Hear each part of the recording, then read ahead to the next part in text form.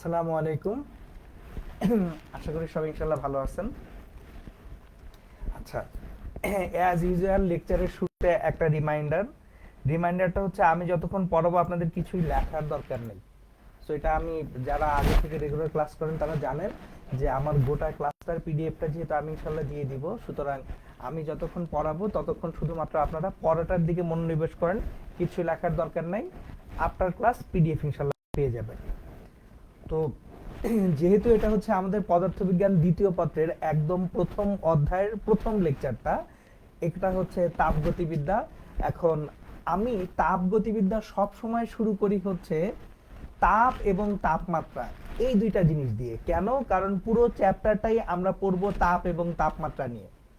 এখন প্রথম প্রশ্নটা হচ্ছে তাপ এবং তাপমাত্রার মধ্যে আসলে সম্পর্কটা কোথায়, যে তাপ কি তাপমাত্রা কি, বা দুইটার মধ্যে পারস্পরিক সম্পর্ক আমরা কিভাবে পাবো, এই জিনিসগুলো আমাদের আসলে জানা প্রয়োজন একদম শুরুতে। তো আমরা যদি আমাদের যে জ্ঞানটুকু আছে সেই জ্ঞানটুকু নিয়ে শুরু করি, আমরা জানি তাপ হচ্ছে কি এক প্রকার শক্তি, তাহলে আমরা তাপকে ওইভাবেই সংজ্ঞায়িত করি, তাপ হচ্ছে শক্তি। আসলে এটা কি ধরনের শক্তি সেটাই আমি একটু পরে আসব। সো শুরুতে তাহলে আমরা তাপকে দেখব কি হিসেবে? শক্তি হিসেবে। তাপ এটা হচ্ছে শক্তি।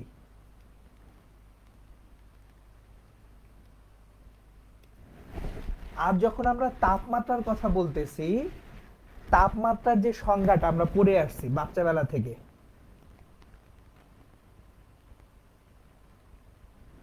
তাপমাত্রার সংজ্ঞাটা আমরা পড়ে আসছি পদার্থের তাপীয় অবস্থা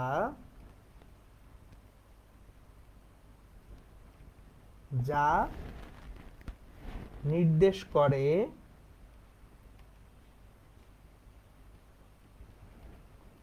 এক বস্তু হতে অন্য বস্তুতে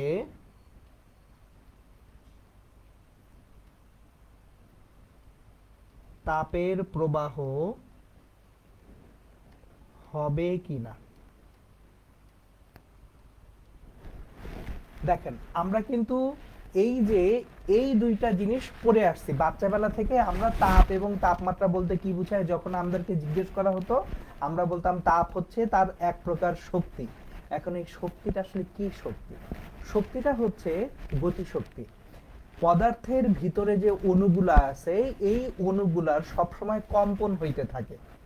তো এটা একটা বেসিক প্রপার্টি বা ধর্ম। কেন কম্পিত হয় কেউ যদি জিজ্ঞেস করেন, তাহলে আসলে ওইটার অ্যান্সার খুঁজতে যাওয়াটা বোকামি হবে।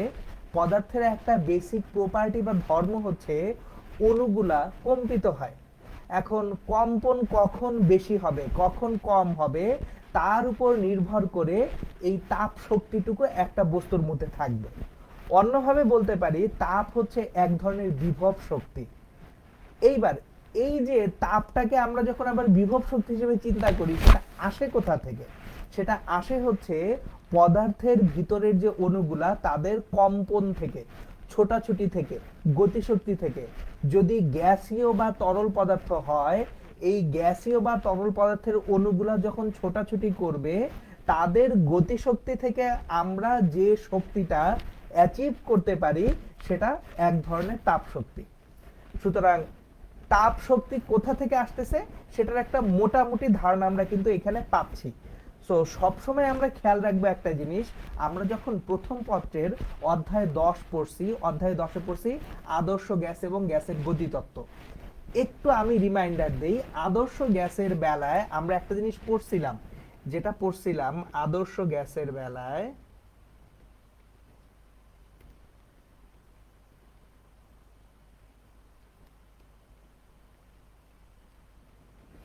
যে কোনো গ্যাসের গতিশক্তি তার পরম তাপমাত্রার সমানুপাতিক। দেখেন, এই জিনিসটা আমরা কিন্তু আদর্শ গ্যাসের বেলায় আদর্শ গ্যাসের আচরণ থেকে পড়ে আসছি, যে যে কোনো একটা গ্যাসের গতিশক্তি তার পরম তাপমাত্রার সমানুপাতিক। তার মানে তাপমাত্রা বাড়াইলে একটা গ্যাস অণুর ছোটাছুটি বাড়ে। ছোটাছুটি যদি বেড়ে যায়, তার গতিশক্তি যদি বেড়ে যায়, তার মানে তার টোটাল যে এনার্জিটা, সেই টোটাল এনার্জি বা তাপটা তখন বেড়ে যাবে। এইবার আমরা সেকেন্ড ইস্যুতে আসব, যে তাপ এবং তাপমাত্রার মধ্যে আসলে পার্থক্যটা কিভাবে করব আমরা। চলেন সেটা আমরা একটু দেখি, তাপ ও তাপমাত্রার মধ্যে পার্থক্য। আমি সব সময় এইটা বুঝাই হচ্ছে পানি দিয়ে, যে আমরা যদি কোথাও পানিটাকে জমা রাখি, এই পানিটা কতটুকু শক্তি ধারণ করবে বা পানিটা কোন দিক থেকে কোন দিকে ফ্লো করবে, এই জিনিসগুলো কিন্তু বোঝাটা খুব সহজ। সো আমি আপনাদেরকে জাস্ট চিত্র এঁকে এঁকে জিনিসগুলো বোঝানোর চেষ্টা করব। সো আমরা একটু চিত্র আঁকবো শুরুতে। দেখেন, ধরেন আমি কোথাও একটা পাত্র নিলাম, পানির পাত্র এখানে নিলাম, এটা একটা পানির পাত্র। পাশে আর একটা পানির পাত্র নেই, সাইজে বড় সড়ো।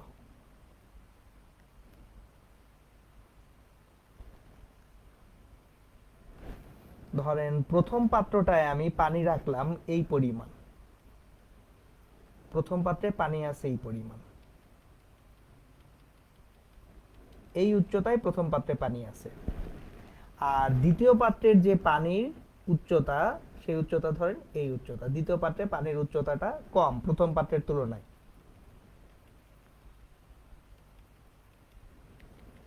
এখন আমরা মনে করি প্রথম পাত্রের ধারণ ক্ষমতা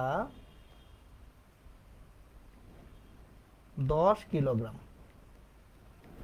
এই প্রথম পাত্রটা 10 কিলোগ্রাম পানি ধারণ করতে পারে। দ্বিতীয় পাত্রের ধারণ ক্ষমতা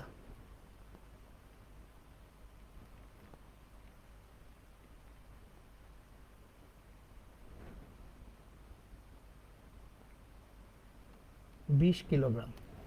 এই দ্বিতীয় পাত্রের ধারণ ক্ষমতা হচ্ছে 20 কিলোগ্রাম। এখন দেখেন, প্রথম পাত্রে আমার পানিটা আছে ধরেন 2/3, এই যে দেখেন টোটাল যে পাত্রটা তার 2/3 পানি দ্বারা পরিপূর্ণ। তাহলে এখানে 2/3 পানি বিদ্যমান, 2/3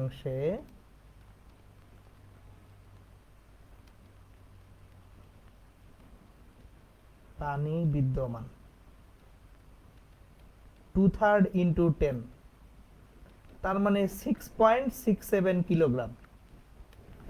তাহলে প্রথম পাত্রে এই মুহূর্তে পানি আছে 6.67 কিলোগ্রাম। আর দেখেন দ্বিতীয় পাত্রে দেখেই মনে হচ্ছে অর্ধেকটা পানি আছে, তাহলে অর্ধেকে পানি আছে।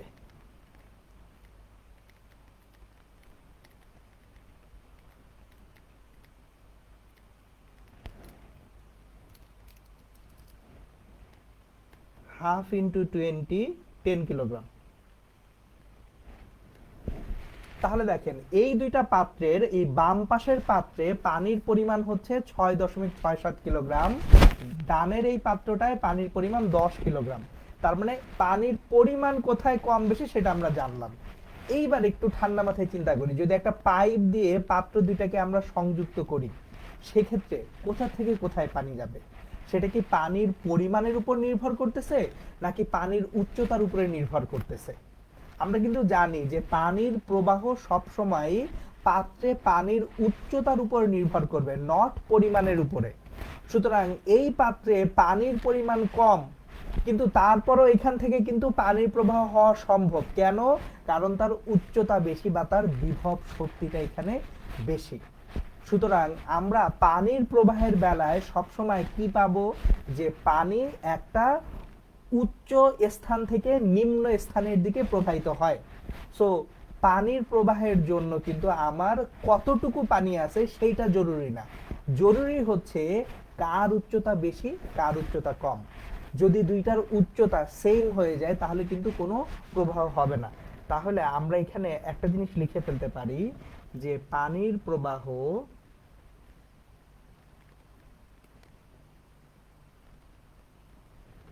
পানির উচ্চতার উপর নির্ভরশীল।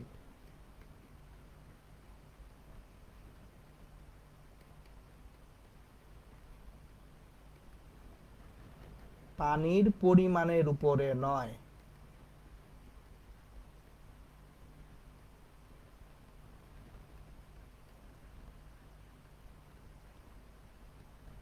এইটুকু তো বুঝতে কারোর সমস্যা হয় না, কারণ এটা তো হচ্ছে একেবারে বাচ্চা বেলার কনসেপ্ট।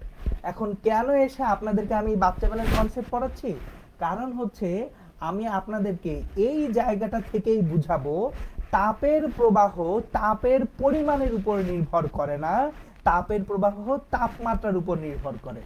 তাহলে চলেন আমরা এখন একটু ডিফারেন্টলি গোটা জিনিসটাকে দেখি। তাপের প্রবাহ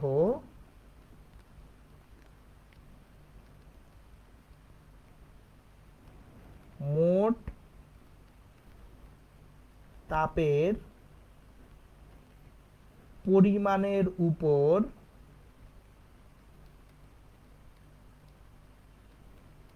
নির্ভর করে না।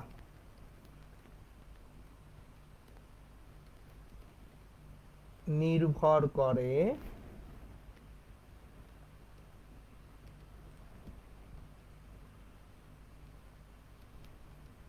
তাপমাত্রার উপর। তাহলে আমি এতক্ষণ ধরে আপনাদেরকে যেটা বোঝানোর চেষ্টা করছি সেই জিনিসটা হচ্ছে, আমার এই যে পানির যে পরিমাণ এটা হচ্ছে তাপ, পানির পরিমাণটা হচ্ছে তাপ, আর পানির যে উচ্চতাটা এটা হচ্ছে তাপমাত্রা। তাহলে একটু যদি অ্যানালজিটা আমরা চিন্তা করি, মানে দুইটার মধ্যে পারস্পরিক মিল চিন্তা করি, তাহলে পাত্রে পানির পরিমাণ, এইটাকে আমরা তুলনা করতে পারি তাপের সাথে, যে মোট কতটুকু শক্তি আছে। আমি একটু পরে আরো কিছু এক্সাম্পল দিব ইনশাআল্লাহ, তখন যে আরো ক্লিয়ার হবে, কিছু ম্যাথমেটিক্যাল এক্সাম্পল আমি ক্রিয়েট করব। আর পানির উচ্চতা,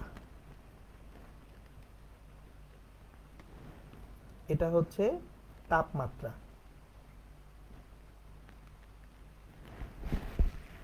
সুতরাং যার তাপমাত্রা বেশি সে তাপ ছেড়ে দিবে, যার তাপমাত্রা কম সে তাপ গ্রহণ করবে। তাহলে সব সময় আমরা মাথায় রাখবো উচ্চ তাপমাত্রা হতে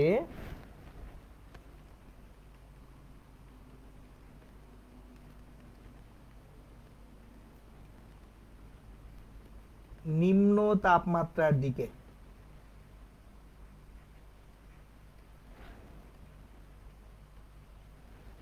সব সময়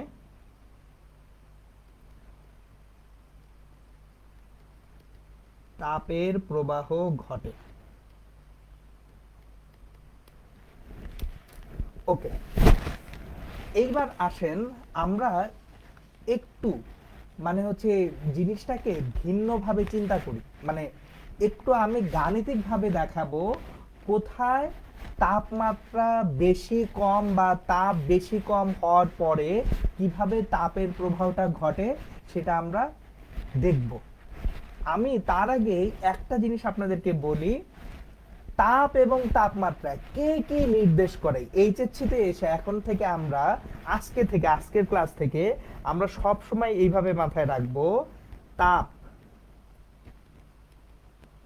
তাপ হচ্ছে মোট শক্তির নির্দেশক।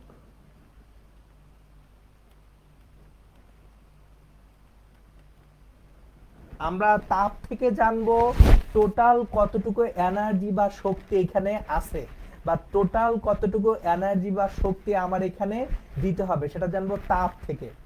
আর তাপমাত্রা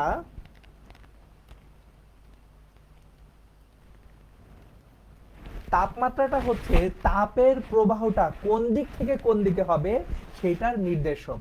তাহলে তাপের প্রবাহ নির্দেশক।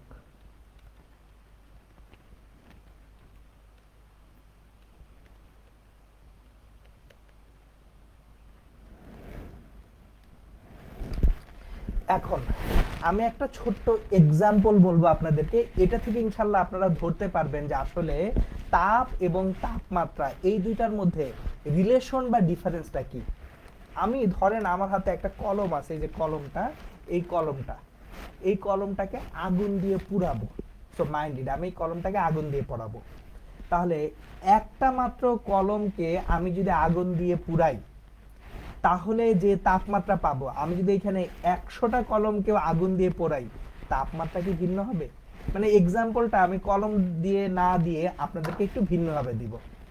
ধরেন গল্প আকারেই বলি, আপনার খুব চা খাওয়ার শখ হয়েছে, এই মুহূর্তে চা খাবো, তাহলে চা খাওয়ার জন্য কি করতে হবে? পানি গরম করতে হবে। সো ধরেন আপনি যদি একটু সেলফিশ টাইপ মানুষ হন, সেক্ষেত্রে আপনি পানি গরম করবেন শুধু নিজের জন্য, যে 1 কাপ পরিমাণ পানি আপনি গরম করবেন, একটু সেলফিশ। আর যদি এরকম হন যে না আমি চা খাবো, বাসায় যারা আছে বাকিদের জন্য চা বানাই, লকডাউনে ঘরে বসে আছি, ঠিক আছে, সবার জন্য একটু চা বানিয়ে চা খাওয়াই।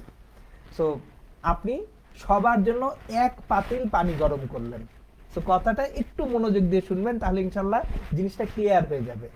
আপনি 1 কাপ চা গরম করতে পারেন, অথবা 1 পাতিল পানির চা তৈরি করতে পারেন। এখন 1 কাপ পানি, সেটা যদি আপনি স্ফুটনাঙ্কে পৌঁছান, তাহলে তার তাপমাত্রা হবে 100 ডিগ্রি সেলসিয়াস। আর যদি আপনি 1 পাতিল পানিকেও স্ফুটনাঙ্কে পৌঁছান, তাও কিন্তু তার তাপমাত্রা 100 ডিগ্রি সেলসিয়াস হচ্ছে। তো তাপমাত্রার কিন্তু কোনো ভিন্নতা নাই, দুইখানেই 100 ডিগ্রি সেলসিয়াস। এখন কোনো কারণে দুর্ঘটনাবশত আপনার এই যে 1 কাপ পানি থেকে একটু গরম পানি আপনার হাতের উপরে এসে পড়লো, যে আপনি চাটা বানাচ্ছেন যখন নাড়াতে গিয়ে কিছুটা পানি আপনার হাতের উপরে এসে পড়ছে, আপনার কি খুব বেশি ক্ষতি হবে? হবে না। অল্প একটু পানি যদি 1 কাপ মানে হচ্ছে চা থেকে অল্প একটু চা যদি পড়ে, হয়তো বা একটু ফোসকা পড়বে, একটু পুড়ে যাবে। কিন্তু যদি ওই 1 পাতিল পানি থেকে বেশ কিছুটা পানি আপনার গায়ের উপরে পড়ে, আল্লাহ না করুক এরকম অঘটন না ঘটুক কারোর জন্য, সেক্ষেত্রে কিন্তু তার হাতে বেশ ভালো রকম বার্নিং হবে। তাহলে খেয়াল করেন, তাপমাত্রা কিন্তু একই ছিল, কিন্তু পানির পরিমাণের উপরে নির্ভর করলো আপনার কতটুকু পুড়তেছে কি পুড়তেছে না। দ্যাট মিন্স আমার অ্যাকচুয়ালি খেয়াল করেন, আপনার ড্যামেজ কতটুকু হবে সেটা ডিপেন্ড করবে শক্তির উপরে। ড্যামেজটা কিন্তু তাপমাত্রার উপরে ডিপেন্ডেন্ট না, কারণ একই গরম পানি আপনার হাতের উপরে পড়ছে, কম পানি পড়ছে তেমন কিছু হয় নাই, কারণ ওইখানে পানির পরিমাণটা কম। তাহলে এক একটা অণুর শক্তি সমান, কিন্তু মোট শক্তিটা ওইখানে কম। ধরেন পানির একটা অণু 100 ডিগ্রিতে একটা সার্টেন শক্তি নিয়ে আসে। এখন আপনার হাতে যদি 100টা অণু পড়ে, 100 অণুর শক্তি পড়ছে। আর যদি 1 লাখ অণু পড়ে, তাহলে 1 লাখ অণুর শক্তি পড়ছে। সুতরাং তাপমাত্রা নির্দেশ করে একটা অণু কি শক্তি নিয়ে আসে, আর তাপ নির্দেশ করে সামগ্রিকভাবে সবগুলা অণু কতটুকু শক্তি নিয়ে আসে। সো অ্যাগেইন রিপিট করতেছি, আমি যখন একটা কলমকে আগুনে পুড়াচ্ছি, এই একটা কলম সে কতটুকু শক্তি নিয়ে আসে, আমি একটা কলমকে একটা অণু বা একটা ইউনিট হিসেবে যদি বিবেচনা করি, তাহলে একটা কলমের স্টেট বা অবস্থা তাপমাত্রার সঙ্গে রিলেটেড। কিন্তু যদি আমি 1000টা কলম নিয়ে আসি, তখন মোট যে শক্তিটা সেটা হচ্ছে তাপ রিলেটেড। সো তাপমাত্রা একটা অণু কতটুকু শক্তি নিয়ে আসে সেটাকে ইন্ডিকেট করে, কিন্তু তাপ ইন্ডিকেট করে সবগুলা অণু মিলিয়ে মোট কত শক্তি আছে সেইটা। এই কারণে আমরা যদি পানি ফুটাইতে যাই, অল্প পানি ফুটাইলে যে তাপমাত্রা, অনেক পানি ফুটাইলেও তাপমাত্রা একই থাকবে, তাপমাত্রায় কোনো ভিন্নতা আসবে না, কিন্তু অল্প পরিমাণ পানির মোট শক্তিটা হবে কম, কারণ এখানে অণুর সংখ্যা কম। আর যখন অনেক বেশি পানি ফুটাবো, সেখানে মোট শক্তিটা অনেক বেশি হবে, কারণ অণুর সংখ্যা বেশি। এই হচ্ছে তাপমাত্রা এবং তাপের যে টোটাল ভিন্নতা, সেই ভিন্নতার একেবারে একটা লজিক্যাল এক্সপ্লেনেশন।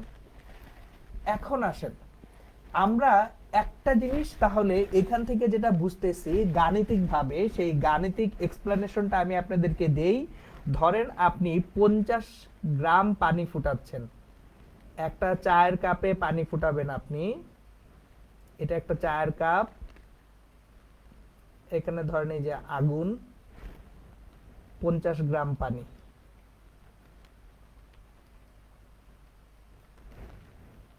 এটাকে 100 ডিগ্রি সেলসিয়াসে নিলাম।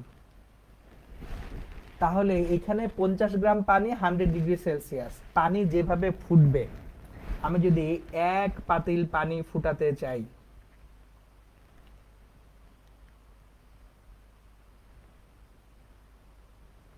ধরেন 1 পাতিল পানি ফুটাবো, 1000 গ্রাম পানি, এটাও কিন্তু 100 ডিগ্রি সেলসিয়াসই আছে।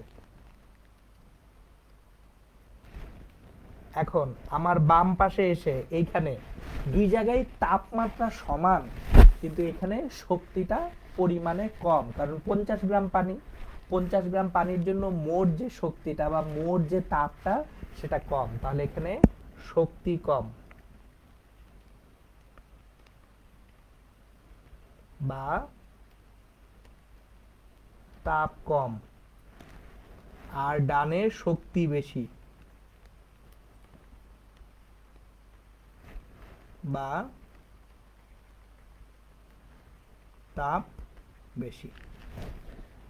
সুতরাং এই হচ্ছে তাহলে তাপ এবং তাপমাত্রার মধ্যে সামগ্রিকভাবে যে ডিফারেন্স বা পার্থক্যগুলো আছে, সেই পার্থক্যগুলো ডিফারেন্সগুলো আমি আপনাদেরকে ক্লিয়ারলি এক্সপ্লেইন করে দিলাম। ওকে, এখন আমরা নেক্সট যে টপিকটা নিয়ে আলোচনা করব সেটা হচ্ছে তাপমিতিক ধর্ম বা থার্মোমেট্রিক প্রপার্টি, যে একটা বস্তুর তাপমিতিক ধর্ম বা থার্মোমেট্রিক প্রপার্টি আসলে কি। তাহলে আমরা এখনকার আলোচনায় যাব তাপমিতিক ধর্ম নিয়ে।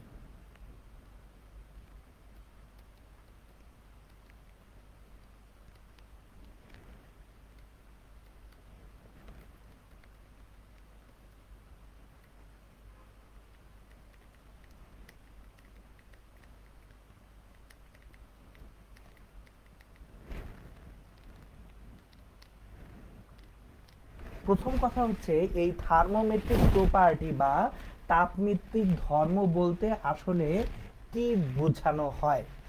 একটা জিনিস খেয়াল করেন, আমি যদি একটা বস্তুর তাপমাত্রা পরিমাপ করতে পারি, এই পরিমাপকৃত তাপমাত্রা হতে এক একটা অণুর শক্তি জানবো, তাহলে মোট কতগুলা অণু আছে তাদের মোট শক্তি থেকে আমরা পুরা পদার্থের শক্তি বা তাপ বের করতে পারবো। আবার বুঝিয়ে বলতেছি, আসলে সরাসরি তাপ কিন্তু আমরা পরিমাপ করতে পারি না, আমরা পরিমাপ করতে পারি কোনটা, তাপমাত্রা।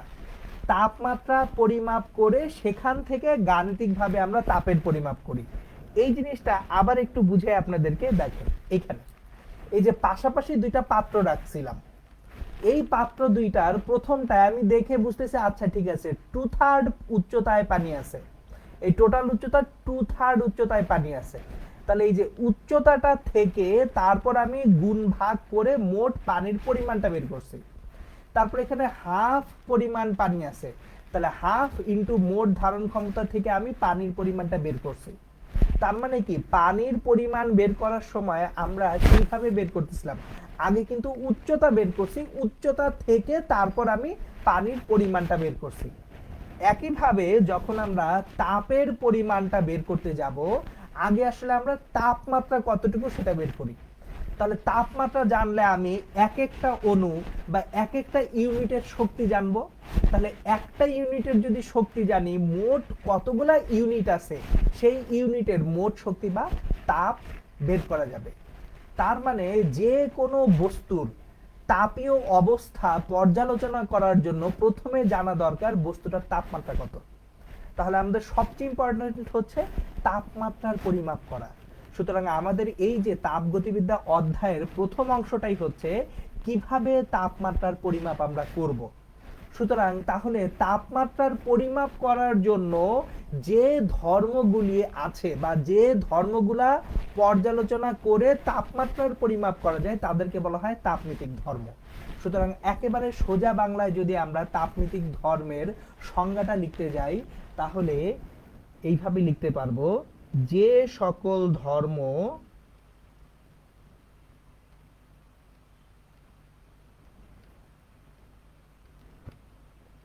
পর্যালোচনা করে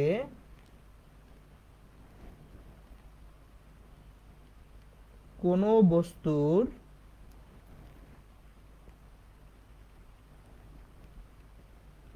তাপমাত্রা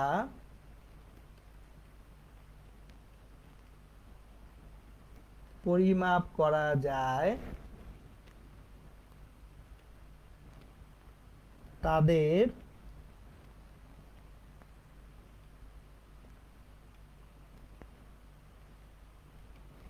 তাপমিতিক ধর্ম বলে। দেখেন আমরা পরিমাপ করতেছি কি তাপমাত্রা। আপনি থার্মোমিটার দিয়ে যেটা পরিমাপ করেন সেটা হচ্ছে তার তাপমাত্রা, আপনি কিন্তু তাপ পরিমাপ করেন না। এখন এই যে তাপমিতিক ধর্মগুলা, এই ধর্মগুলা কি কি সেটা আমরা দেখি। সাধারণভাবে একটা পদার্থের তাপমাত্রা পরিমাপ করার জন্য আমরা তিনটা ধর্ম বিবেচনা করি, বা এটাকে প্যারামিটারও বলা হয় বা চলকও বলা হয়। সো কোনো বস্তুর তাপমাত্রা পরিমাপের জন্য সাধারণত তিনটা চলক আমরা ব্যবহার করি। সেই তিনটা চলক আমরা কি কি সেটা এখন শিখব। এখানে আছে আয়তন, চাপ এবং হচ্ছে রোধ। এর বাইরেও কোনো কোনো তাপমিতিক ধর্ম থাকতে পারে, আমি বলতেছি এটা হচ্ছে সাধারণভাবে যেগুলো আমরা বিবেচনা করব। আমরা গোটা আমাদের চ্যাপ্টারে যে ম্যাথগুলা করব, যে গাণিতিক সমস্যা করব, আমরা সাধারণত এই তিনটা জিনিসের দিকে বেশি ফোকাস করব। সুতরাং আমরা একটা বস্তুর আয়তন থেকে তার তাপমাত্রার ধারণা পেতে পারি, চাপ থেকে তার তাপমাত্রার ধারণা পেতে পারি এবং রোধ থেকে তার তাপমাত্রার ধারণা পেতে পারি। দেখেন প্রতিটা জিনিস আসলে আদর্শ গ্যাস যে চ্যাপ্টারটা আছে এর সঙ্গে রিলেট করা যায়। কিভাবে রিলেট করা যায়? আমরা কিন্তু ওই যে বয়েলের সূত্র পড়ছি, চার্লসের সূত্র পড়ছি, তারপর হচ্ছে চাপের সূত্র পড়ছি, সব জায়গায় তাপমাত্রার সঙ্গে সঙ্গে পরিবর্তন বা তাপমাত্রাকে স্থির রেখে পরিবর্তন, এই কথাগুলো পড়ে আসছি। সুতরাং এখন আমি একটু সহজ করে বুঝায় বলি যে ধরেন আমি কোনো একটা গ্যাস একটা সিলিন্ডারের মধ্যে আবদ্ধ রাখছি, আমি একটা গ্যাস সিলিন্ডারের মধ্যে গ্যাস আবদ্ধ রাখছি, তাহলে কিন্তু এখন গ্যাসের পরিমাণটা ফিক্সড হয়ে গেছে। কথাটা একটু মনোযোগ দিয়ে শুনবেন, যে আমি যদি একটা সিলিন্ডারের মধ্যে গ্যাস আবদ্ধ করে রাখি, এই সিলিন্ডারের অণুর সংখ্যা বা গ্যাসের পরিমাণটা ফিক্সড হয়ে গেছে। তাহলে এই ফিক্সড অণুগুলাকে আমি যদি এখন তাপ শক্তি দিতে শুরু করি, তাহলে তাপ শক্তি দিলে তার তাপমাত্রা অবশ্যই বাড়বে। সুতরাং তাপমাত্রা কতটুকু বাড়লো বা কমলো সেটা ডিপেন্ড করতেছে আপনার প্রদত্ত তাপের উপরে। আবার যেহেতু গ্যাসটা একটা সিলিন্ডারের মধ্যে আছে, ওই সিলিন্ডারটার পিস্টনটা যদি ফ্লেক্সিবল হয় তাহলে দেখা যাবে আয়তনটা হয়তোবা বেড়ে যাচ্ছে। তাপ দিলে শক্তি বাড়বে, শক্তি বাড়লে অণুগুলো ছোটাছুটি করবে, বেশি বেশি ছুটলে তারা পিস্টনটাকে আস্তে করে ধাক্কা দিয়ে সরিয়ে আয়তন বাড়িয়ে দিবে। তার মানে আয়তনটা আমরা কনসিডার করব কিসের ক্ষেত্রে? গ্যাসের ক্ষেত্রে।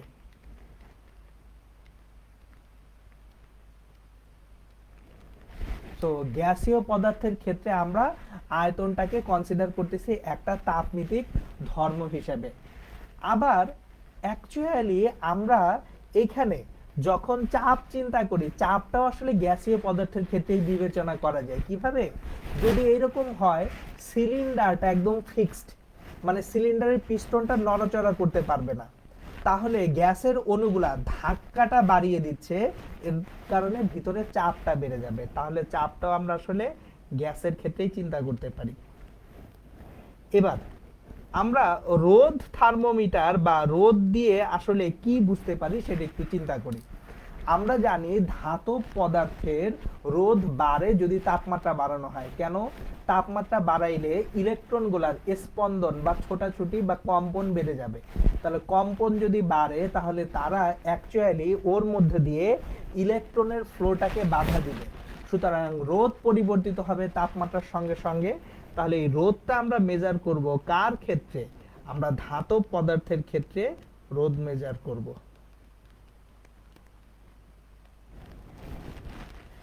আর ইউজুয়ালি আমরা এই যে আয়তন যে দেখি, এখানে একটা জিনিস খেয়াল করেন, আয়তন চাপের বেলায় আমি গ্যাসের কথা বলছি, রোধের বেলায় ধাতব পদার্থের কথা বলছি। এখন সবচেয়ে কমন বা সবচেয়ে সাধারণ যে জিনিসটা আমরা তাপমাত্রার পরিমাপের জন্য ব্যবহার করি সেটা হচ্ছে পারদ। তাহলে পারদের বেলায় আপনারা কি দেখেন?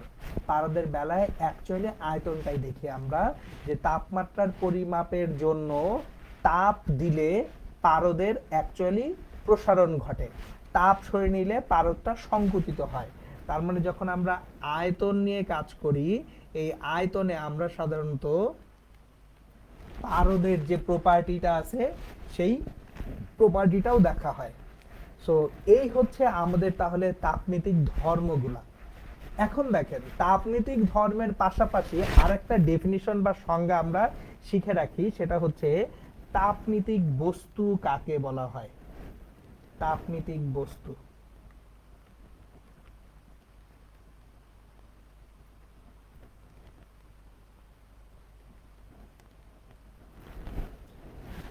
এখন দেখেন ডেফিনিশন প্রথমটা জানলে দ্বিতীয়টা লেখা খুব সহজ। যে সকল ধর্ম পর্যালোচনা করে আমরা তাপমাত্রা পরিমাপ করছি তাদেরকে বলতেছি তাপনীতিক ধর্ম। আর যাদের এই ধর্ম পর্যালোচনা করে আমরা তাপমাত্রা মাপতেছি তাদেরকে বলবো কি, তাপনীতিক বস্তু। তাহলে যে সকল বস্তুর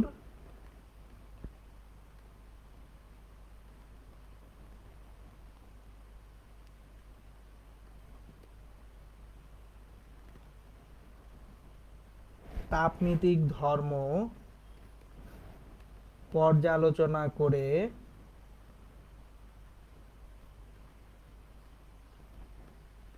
কোনো বস্তুর তাপমাত্রা পরিমাপ করা যায়।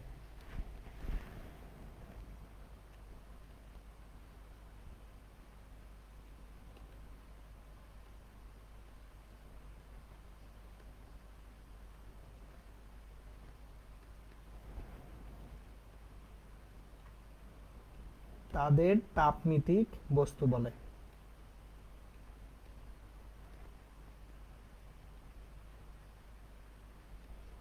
আমি একটা উদাহরণ ক্রিয়েট করি, যেমন পারদ। পারদের বেলায় পারদ হচ্ছে তাপনীতিক বস্তু।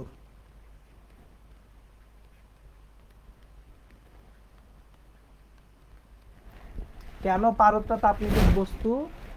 পারদের আয়তনের প্রসারণ বা সংকোচন বিবেচনা করে আমরা যে কোনো বস্তুর তাপমাত্রা মেজার করতে পারি।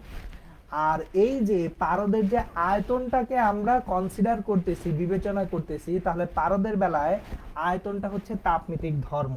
তাহলে পারদের বেলায় আয়তন হচ্ছে তাপনীতিক ধর্ম।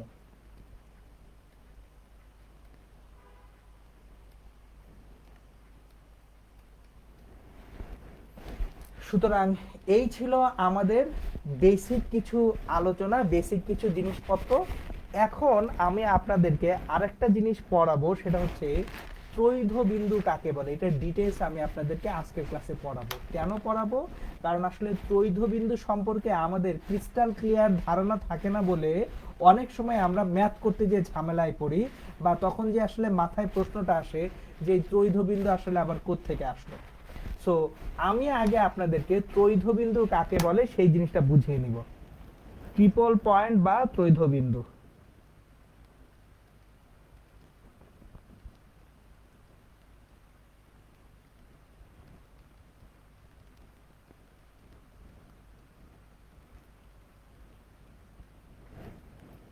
আমি আগে ডেফিনেশনটা দেই, তারপর জিনিসটাকে ক্ল্যারিফাই করব। যে তাপমাত্রা ও চাপে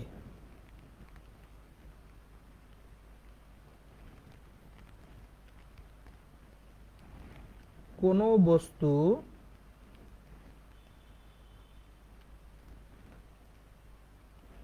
একই সাথে কঠিন তরল ও গ্যাসীয় অবস্থায় থাকতে পারে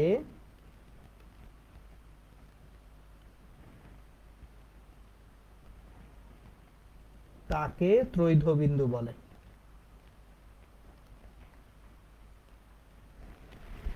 তাহলে দেখেন, যে তাপমাত্রা এবং চাপে একটা বস্তু আপনার একই সাথে কঠিন, তরল এবং গ্যাসীয় তিনটা স্টেটই মেইনটেইন করতে পারে তাকে বলা হয় ত্রৈধ বিন্দু। এখন প্রশ্নটা স্বাভাবিকভাবেই আসে যে একই সাথে কেমনে কঠিন, তরল এবং গ্যাসীয় অবস্থায় থাকবে, এইটা কিভাবে সম্ভব সেটা আমি আপনাদেরকে দেখাবো সম্পূর্ণরূপে একটা ডায়াগ্রাম আকারে। এটাকে বলা হয় ম্যাট্রিক্স ডায়াগ্রাম। এইটা আপনাদের অ্যাকচুয়ালি এইচএসসি তে কোথাও আলোচনা করা নাই। আগে এই ত্রৈধ বিন্দু নিয়ে দশা চিত্র ছিল, এখন কোনো একটা অদ্ভুত এবং বিচিত্র কারণে, আমি কারণটা জানি না, মানে এটার কোনো ব্যাখ্যাও আমার কাছে নাই, ত্রৈধবিন্দুর ডেফিনিশনটাই তুলে দিছে এবং ত্রৈধবিন্দু নিয়ে কোনো আলোচনাও নাই। সো আপনারা খালি মুখস্থের মতো পড়ে যান জিনিসটা। আমি এই জন্যই ম্যাট্রিক্স ডায়াগ্রাম আকারে আপনাদের জিনিসটা বুঝাবো ইনশাল্লাহ। সো খেয়াল করেন, একটা পদার্থ কোন স্টেটে থাকবে সেটা ডিপেন্ড করে দুইটা জিনিসের উপর, একটা হচ্ছে তাপমাত্রা এবং আরেকটা হচ্ছে চাপ। সো আমি শুধুমাত্র তাপমাত্রার কারণে একটা পদার্থ ভিন্ন ভিন্ন স্টেটে যেমন থাকতে পারে, শুধুমাত্র চাপের কারণেও কিন্তু একটা বস্তু ভিন্ন ভিন্ন স্টেটে থাকতে পারে। তাহলে আমি ধরেন একবার এক্স অক্ষ বরাবর এইখানে আমি দেখব, ওয়াই অক্ষ বরাবর দেখছি একবার, আর একবার এক্স অক্ষ বরাবর দেখতেছি। সো ধরেন আমি এক্স অক্ষ বরাবর তাপমাত্রা নিয়ে দেখব, তাপমাত্রা। তাহলে একটা জিনিস খেয়াল করেন, একেবারে কম তাপমাত্রা, তাপমাত্রাটা যদি কম থাকে অণুগুলো ছোটাছুটি করবে কম, তাহলে অণুগুলা যখন ছোটাছুটি করবে কম, তার স্টেটটা কি হবে? কঠিন হবে, সলিড। সো আমি কঠিনকে ক দিয়ে লিখতেছি, কঠিন, ক, শুধু ক দিয়ে কঠিন বুঝাচ্ছি। তাহলে তাপমাত্রা যদি আর একটু বাড়াই, তাপমাত্রা যখন বাড়াচ্ছি তখন কঠিন থেকে বস্তুটা কি হবে? তরল হবে, তরল, ত। তাপমাত্রা যদি আরো বাড়াই তাহলে বস্তুটা কি হয়ে যাবে? গ্যাসীয় হয়ে যাবে, গ্যাস। সো তাপমাত্রার সঙ্গে সঙ্গে একটা বস্তুর যে অবস্থা সেটার পরিবর্তন এইভাবে, কঠিন, তরল, গ্যাস। আর যদি চাপের সঙ্গে সঙ্গে দেখি, চাপ যত উপরে যাচ্ছে চাপ তত বাড়তেছে, ধরেন এটা শূন্য চাপে আছে, তাহলে চাপ যদি কম থাকে, কম চাপে অণুগুলা কাছাকাছি থাকবে না দূরে থাকবে? দূরে থাকবে। অণুগুলা যদি দূরে দূরে থাকে তাহলে কি অবস্থায় থাকবে? গ্যাসীয় অবস্থায় থাকবে। তাহলে চাপ যদি কম থাকে তাহলে আমি অণুগুলাকে পাবো গ্যাসীয় অবস্থায়, এখানে থাকবে গ্যাস। চাপ একটু বাড়াইলাম তাহলে সেটা কি অবস্থায় যাবে? তরল অবস্থায় যাবে। চাপ আরো বাড়ালাম, সেটা কঠিন অবস্থায় যাবে। সুতরাং আমি তাপমাত্রা এবং চাপের দুইটা অ্যাকচুয়ালি ম্যাট্রিক্স তৈরি করছি। এখন আমি এই দুইটা ম্যাট্রিক্সকে মিশাবো একসাথে, একসাথে মিশায় দেখব যে তাপমাত্রা এবং চাপ দুইটা প্যারামিটার কিভাবে একটা পদার্থের স্টেট বা অবস্থাটাকে কন্ট্রোল করতেছে। সো এটাকে ম্যাট্রিক্স ডায়াগ্রাম এই কারণে বলা হয় যে আমি যখন দুইটাকে কম্বাইন করব দেখবেন একটা ম্যাট্রিক্স তৈরি হয়ে যাচ্ছে। তাহলে আমি এক কাজ করি, এই দুইটা ডায়াগ্রামকে কপি পেস্ট করব, করে একটার উপরে আরেকটাকে সুপার ইম্পোজ করব, মানে একটার উপরে আরেকটাকে নিয়ে আসব নতুন একটা পেজে। এখন ধরেন এই যে চাপের যে অংশটুকু আছে এইটাকে নিয়ে সুন্দর মতো এইখানে দেখেন। আচ্ছা আমি একটু কালারটা ডিফারেন্ট করে নেই, তাহলে আপনাদের জন্য বুঝতে সুবিধা হবে।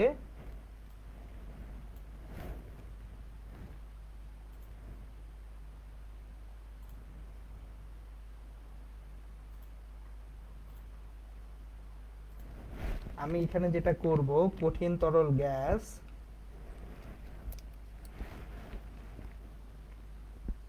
এটাকে কঠিন বলি, এটাকে তরল বলি, এখানে গ্যাস বলি। এবার আমি এটাকে নিয়ে সুপার ইম্পোজ করে দিই। দেখেন জিনিসটা বেশ মজার, বুঝতে পারলে বেশ মজা লাগবে ইনশাল্লাহ।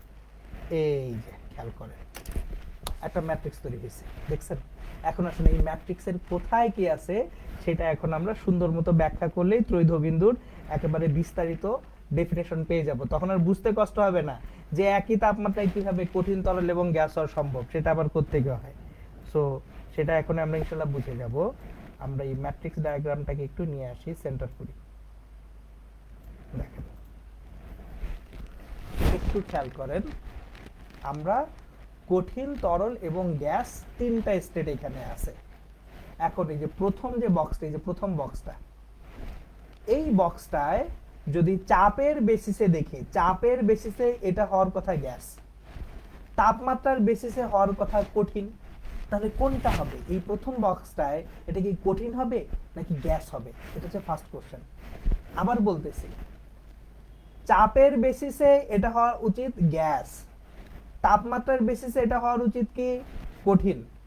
তাহলে এই প্রথম ঘরটা আসলে কি থাকবে, কোনটা প্রেফারেন্স পাবে, তাপমাত্রা নাকি চাপ প্রেফারেন্স পাবে, সেটা হচ্ছে এখন আমাদের দেখার বিষয়। অলওয়েজ একটা জিনিস মাথায় রাখবো আমরা, একটা সংজ্ঞা কেমিস্ট্রিতে আপনাদের পড়ার কথা, না পড়লেও দোষ নাই, আমি বলে দিচ্ছি।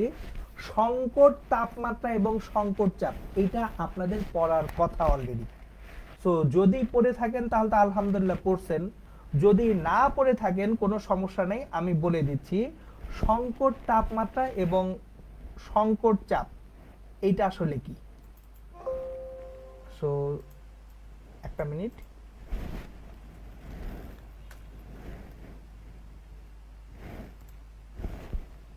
ওকে,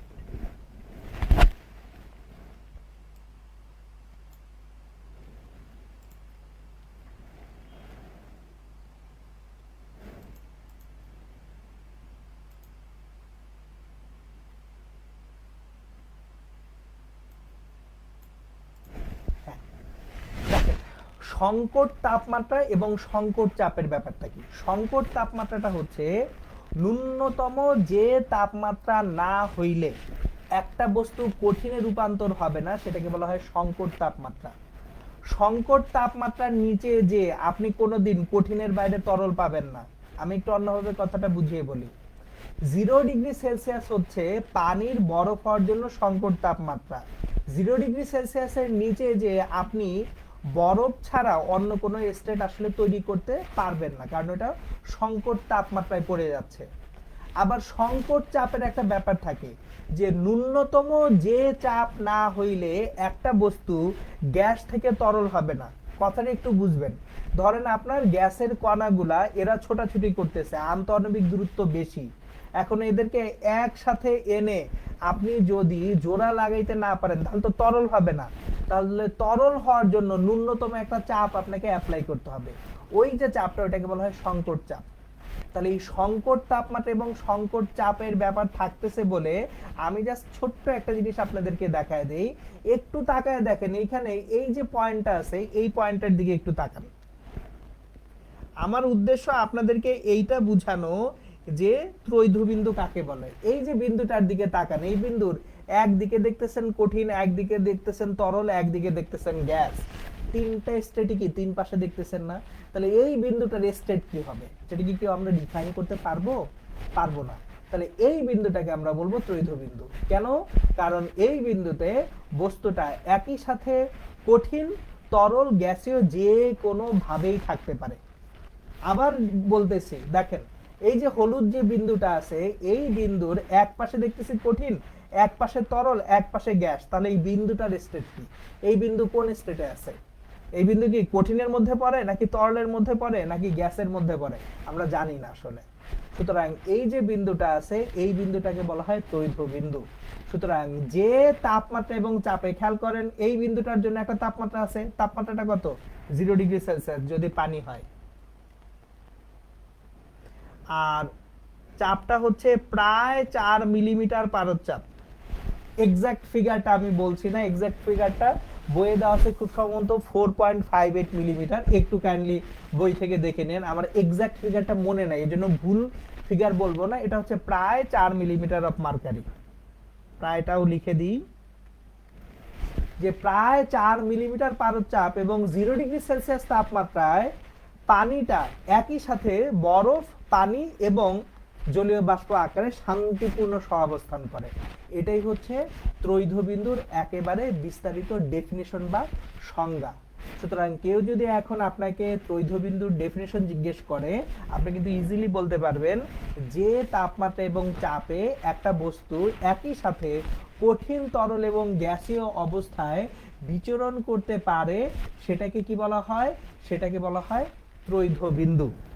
এখন প্রশ্ন হচ্ছে আমরা কেন এই ত্রৈধবিন্দু পড়তেছি, কি দরকার, মানে ত্রৈধবিন্দু পড়ে আমাদের কি হবে? সুতরাং চলেন ত্রৈধবিন্দু কেন পড়তেছি সেটা এখন আমরা একটু দেখব, যাচাই করব। তো ত্রৈধবিন্দু পড়ার কারণ হচ্ছে ত্রৈধবিন্দুতে বস্তুর যে ধর্মটা আছে সেই ধর্মটা বিবেচনা করে আমরা অ্যাকচুয়ালি কোনো বস্তুর তাপমাত্রা পরিমাপ করতে পারি। তো আবার বলতেছি, ত্রৈধ বিন্দুতে বস্তুর যে ধর্মটা আছে সেই ধর্মটা দেখে আমরা কোনো একটা বস্তুর তাপমাত্রা পরিমাপ করতে পারি। এখান থেকে একটা তাপমাত্রার স্কেল আসে, যে স্কেলটাকে বলা হয় এক স্থির বিন্দুর সাপেক্ষে তাপমাত্রা নির্ণয়। সো আমি জিনিসটা একটু লিখে দেই। এক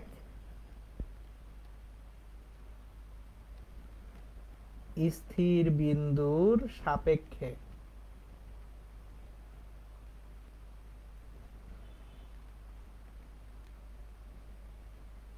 তাপমাত্রা নির্ণয়।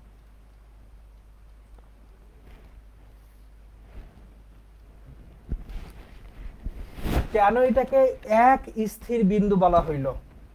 কারণ হচ্ছে ত্রৈধ বিন্দুটা হচ্ছে একটাই বিন্দু এবং এটা কিন্তু একটা পদার্থের জন্য ফিক্সড। পানির জন্য ত্রৈধ বিন্দু ফিক্সড, পানির ত্রৈধ বিন্দু কোনোদিন চেঞ্জ হবে না।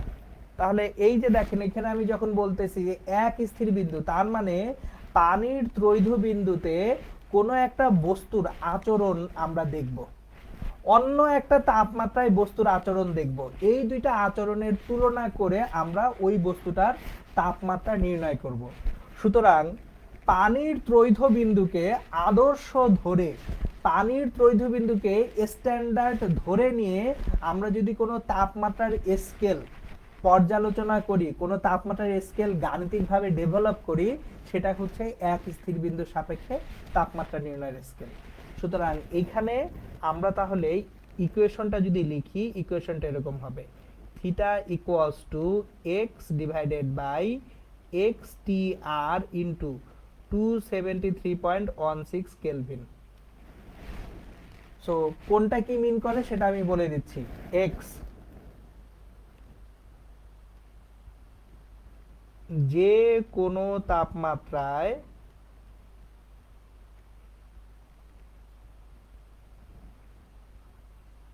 তাপমিতিক ধর্ম, এক্স টি আর পানির ত্রৈধ বিন্দুতে তাপমিতিক ধর্ম থিটা, থিটা এখানে কেলভিনে প্রকাশিত তাপমাত্রা।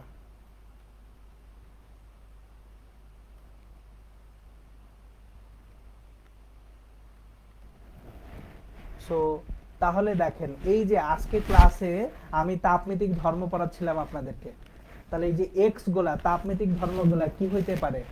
আয়তন হইতে পারে, চাপ হইতে পারে, রোধ হইতে পারে। তাহলে এক্সটা হইতে পারে আয়তন, চাপ এবং রোধ। তাহলে দেখেন পানির ত্রৈধ বিন্দুতে তাপমিতিক ধর্মের সঙ্গে তুলনা করে অন্য একটা তাপমাত্রায় তাপমিতিক যে ধর্ম, এই দুইটার যে রেশিও বা তুলনা থেকে আমরা তাপমাত্রা পরিমাপের যে স্কেল পাচ্ছি, এটাকে হচ্ছে এক স্থির বিন্দুর সাপেক্ষে তাপমাত্রা নির্ণয়ের স্কেল বলা হচ্ছে। এখন এখানে একটা কোশ্চেন চলে আসে, কেন এটা ডিগ্রি সেলসিয়াসে করলেন না, এটা কেলভিনে কেন করতে হচ্ছে? অ্যান্সারটা আমি দিয়ে দিচ্ছি। পানির ত্রৈধ বিন্দু কততে? 0 ডিগ্রিতে। তাহলে আমি যদি ডিগ্রি সেলসিয়াসে করি, এখানে ইকুয়েশনে এখন খেয়াল করেন এক্স টি আর এর জায়গায় ত্রৈধ বিন্দুর তাপমাত্রাটা যদি 0 ডিগ্রি সেলসিয়াস এখানে বসায় দেই, ইকুয়েশনের রাইট সাইডটা 0 হয়ে যায়। এই কারণে বিজ্ঞানীরা এই স্কেলটাকে ডেভেলপ করছেন কেলভিনে। এবং এই স্কেলের একটা বিশাল সুবিধা আছে, সেই সুবিধাগুলোর আলোচনা আমরা ইনশাআল্লাহ লেকচার 2তে করব। আজকের লেকচারটা এখানেই শেষ করব।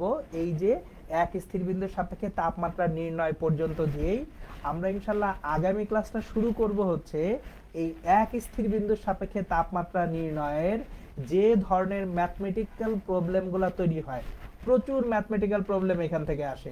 ইভেন বুয়েট ভর্তি পরীক্ষাও এখান থেকে ডিরেক্ট ম্যাথ আসছে। সো বোর্ড পরীক্ষা হোক, ভর্তি পরীক্ষা হোক, এই জিনিসটা খুব ইম্পর্টেন্ট। সো আমরা ইনশাআল্লাহ লেকচার 2 আমি শুরুই করব এই এক স্থির বিন্দুর সাপেক্ষে তাপমাত্রা নির্ণয়ের গাণিতিক প্রয়োগ দিয়ে ইনশাআল্লাহ। ওকে, সো আজকের ক্লাসটা এই পর্যন্তই। কারো কোনো প্রশ্ন থাকলে প্রশ্ন করতে পারেন।